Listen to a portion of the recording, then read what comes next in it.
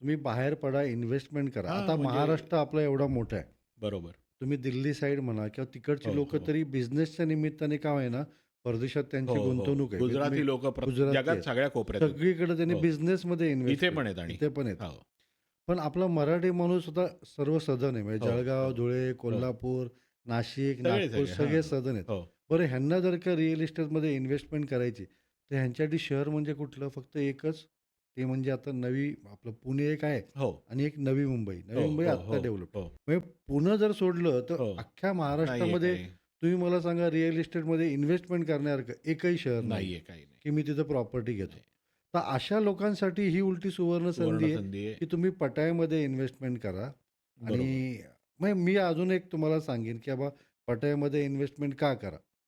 तर तुम्ही जर का अजून परत एकदा मला एक्सप्लेन केलं या सर्व लोकांसाठी, की पटायामध्ये का इन्व्हेस्टमेंट करायला पाहिजे? पुढच्या 5 वर्षात काय प्लॅन असतील हो. इथले?